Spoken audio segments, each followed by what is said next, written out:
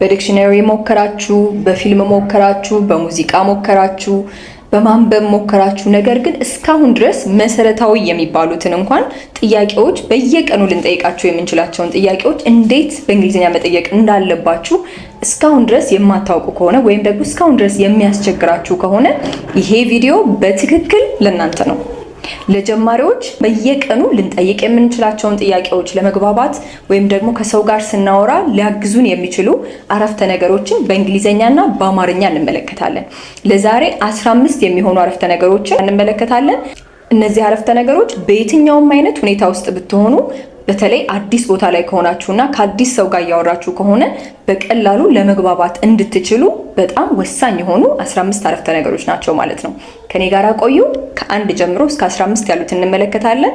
ቪዲዮውን ከወደዳችሁት ላይክ፣ ሼር፣ ሰብስክራይብ ማድረግ እንዳትረሱ። በጣም መሰረታዊ ናቸው የምንላቸው እንመለከታለን። ከኔ ጋር ቆዩ።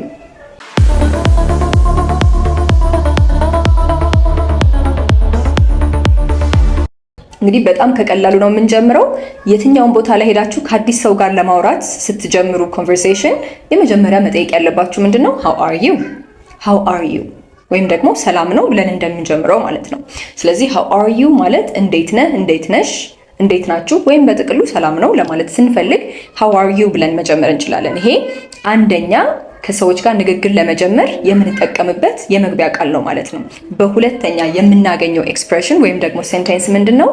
my name is ብላችሁ የራሳችሁን ከተናገራችሁ በኋላ and what's yours and what is yours የኔ ስም for example my name is ሰብለ what's yours የምትቀጥሉ ከሆነ ከዛ ሰው ጋር you can say nice to meet you nice to meet you nice to meet you ማለት ምንድነው? ስለተዋወቅን ደስ ብሎኛል፣ ስለተዋወቅን ደስ ብሎኛል በጥቅሉ ማለት ነው። እናንተ ናይስ ቱ ሚት ዩ ካላችሁ ጥሩ ነው። ምናልባት ግን የምታወሩት ሰው ቀድሞ ናይስ ቱ ሚት ዩ ካላችሁ የእናንተ ሪስፖንስ ምን ሊሆን ይችላል? you can say likewise ማለት ይችላላችሁ። እኔም እንደማለት ነው ባጭሩ ማለት ነው። እኔም እንደዛው ነው የሚሰማኝ። and also you can say it's my pleasure ደስታው የኔ ነው እንደማለት ይሆናል ማለት ነው። ወደ ሶስተኛው አረፍተ ነገራችን ስናልፍ በሶስተኛ የምናገኘው አረፍተ ነገር ምን ይሆናል? ጉዳይ ይዘን ስለሆነ እያወራን ያለ ነው ከዛ ሰው ጋር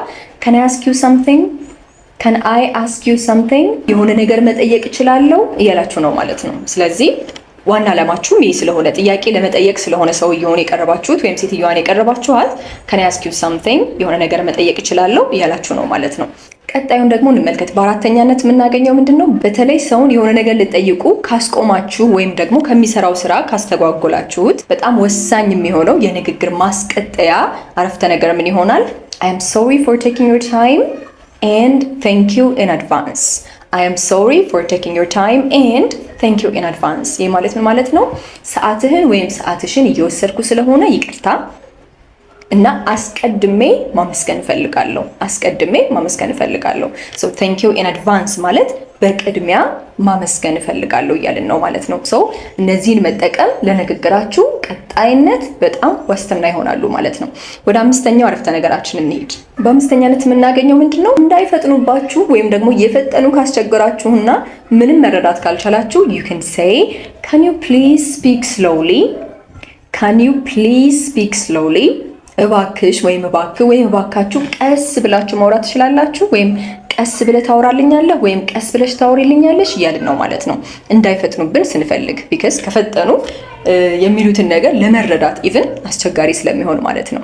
ከዛ ወደ ስድስተኛው ደግሞ ኤክስፕሬሽን እንሂድ። በስድስተኛ ተራ ቁጥር ላይ የምናገኘው አሁንም ቀስ ብለው እያወሩ በጣም መረዳት ከከበደንና ካስቸገረን ሌላው አማራጫችን ምን ይሆናል? ምናልባት ከተባበሩን ወይም ለዛ ያህል ፈቃደኛ ከሆኑ እንዲጽፉልን ማድረግ። ስለዚህ ምን ማለት እንችላለን? can you please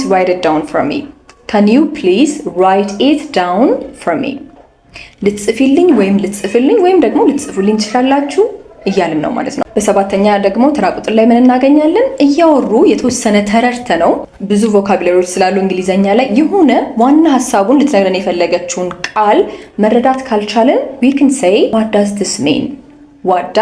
this mean ይሄ ምን ማለት ነው ወይም ይሄኛው ቃል ምን ማለት ነው? ቃሉን ካወቅነው ደግሞ for example hall የሚለውን ቃል ትርጉሙን ካላወቅነው we can ask what does hall mean ብለን ያልገባንን ወይም ትርጉሙን ያልተረዳነውን ቃል መጠየቅ እንችላለን ማለት ነው። ወይም በጥቅሉ ያዩን ከሆነ የጻፉልን ከሆነ what does this mean ይሄኛው ምን ማለት ነው ብለን መጠየቅ እንችላለን ማለት ነው። alright በስምንተኛ ተራ ቁጥር ላይ የምናገኛት አረፍተ ነገር ምንድነች? ምናልባት እያወራን ያለነው ሰው ስለ ጉዳዩ የሚያውቅ ከመሰለንና የበለጠ ኢንፎርሜሽን ይሰጠናል ብለን ካሰብን ምን ማለት እንችላለን? እያሳየን ጉዳያችንን I need help with this ማለት እንችላለን። በዚህ እገዛ ፈልጋለሁ ወይም በዚህ ጉዳይ ላይ እርዳታ ፈልጋለሁ እያልን ነው ማለት ነው። በዚህ ጊዜ ሰውየው ሊረዳን ይችላል ብለን አስበናል ማለት ነው። ከዛም ሰውየው ወይም ሴትዮዋ እያገዟችሁ እየረዷችሁ ያሏችሁን ነገር ጽፋችሁ ወይም ደግሞ ያሏችሁን ነገር አስታውሳችሁ ከዛ ግን ማረጋገጥ ከፈለጋችሁ ምን ብላችሁ ልጠይቁ ትችላላችሁ? ትክክል ነኝ ብላችሁ መጠየቅ ማረጋገጥ ስትፈልጉ ማለት ነው። You can say am I correct or am I right? እንደ ጉዳዩ እነዚህ ሁለት አረፍተ ነገሮች መጠቀም ትችላላችሁ። በዘጠነኛ ደግሞ የምናገኘው አረፍተ ነገር ምንድነው? እየጻፋችሁ ወይም ደግሞ የሚሏችሁን እየወሰዳችሁ ግን በመሃል የሆነ ነገር ቢፈጠርና የምትፈልጉትን ነገር ብታጡት ምናልባት ሰውየው ወይም ሴትዮዋ ትግስቱ እያለቀ ነው ወይም ትግስቷ እያለቀ ነው ብላችሁ ከፈራችሁ ምን ማለት ትችላላችሁ? wait a moment please ማለት ትችላላችሁ። እባክሽ አንድ አፍታ ጠብቀኝ ወይም እባክሽ አንድ አፍታ ጠብቂኝ ያልን ነው ማለት ነው። በአስረኛነት ደግሞ ምን እናገኛለን? ምናልባት እየነገሩን የሆነ ነገር ከዛ ግን ምናልባት አንድ ጊዜ ብቻ እንዲደግሙልን ከፈለግን ወይም አንዴ ብቻ ድገሙልኝ ማለት ከፈለግን we can say can you please say that one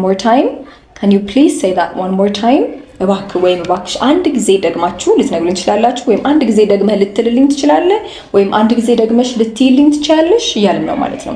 can you please say that one more time? ምናልባት ደግሞ እየጠየቃችሁ የነበረው ስለ ቦታ ወይም ስለ አቅጣጫ ከሆነና በእግራችሁ መሄድ ወይም ደግሞ ታክሲ መያዝ ይኖርብኝ አይኖርብኝ የሚለውን ለመወሰን ከፈለጋችሁ you can ask is it far from here? ምን ማለት ነው? ከዚህ ይርቃል ወይ? አሁን ካለውበት እዛ እስከምደርስበት ያለው ቦታ ከዚህ ይርቃል ወይ እያላችሁ ነው ማለት ነው። ስለዚህ እንደምላሹ ታክሲ መያዝ ካለባችሁ ትይዛላችሁ፣ በእግራችሁ የሚያስኬድ ቅርብ መንገድ ከሆነ ትሄዳላችሁ ማለት ነው። so is it far from here? ከዚህ ቅርብ ነው ማለት ስትፈልጉ በዚህ መጠየቅ ትችላላችሁ ማለት ነው። 12ኛ ደግሞ ምናልባት አሁንም እየነገሯችሁ በጣም ማለት አእምሯችሁ ላይ ግርታ ከተፈጠረና የበለጠ ግልጽ እንዲያደርጉላችሁ ከፈለጋችሁ በአንደኛ በዚህ መንገድ መጠቀም ትችላላችሁ። I'm sorry but I am confused ይሄ ማለት ነው ይቅርታ ግን ግራ ገብቶኛል በደንብ ግልጽ አልሆነልኝም እያላችሁ ነው ማለት ነው። ስለዚህ የበለጠ እንዲያብራሩላችሁ ትጠብቃላችሁ ማለት ነው። ወይም ደግሞ የበለጠ እንዲያብራሩላችሁ ለማድረግ የምትጠቀሙበት አረፍተ ነገር ይሆናል። I'm sorry but I am confused። ግን ደግሞ የነገሯችሁ ነገር በጣም ግልጽ ከሆነላችሁ ደግሞ በ13ኛ ተራ ቁጥር ላይ የምናገኛት ምንድነች? I understand perfectly በደንብ ግልጽ ሆኖልኛል ወይም በደንብ ተረድቻለሁ እያላችሁ ነው ማለት ነው። ስለዚህ የነገሯችሁን ነገር በሙሉ ግልጽ ሆኖ ከገባችሁ ወይም ደግሞ ከተረዳችኋቸው you can say I understand perfectly። ከዚህ በኋላ ወደ ምስጋና ነው መሄድ የምንችለው ማለት ነው በደንብ ከተረዳችሁት። ስለዚህ በ14ኛ ተራ ቁጥር ላይ የምናገኘው ምንድነው? I am really grateful for everything። ስለ ሁሉም በጣም አመሰግናለሁ ያላችሁ ምስጋናችሁን እየገለጻችሁ ነው ማለት ነው። I am grateful for everything። በመጨረሻ የንግግራችሁ መቋጫ እንዲሆን ምን ማለት ትችላላችሁ? እንዳልኳችሁ አሁንም ሲቹዌሽኑ ይወስነዋል። በጣም ለተወሰነች ደቂቃ መንገድ ላይ ያገኛችሁትን ሰው የተወሰነ ነገር ነግሯችሁ ለመለያየት ከሆነ you can just say thank you and have a good day ብላችሁ መለያየት ትችላላችሁ።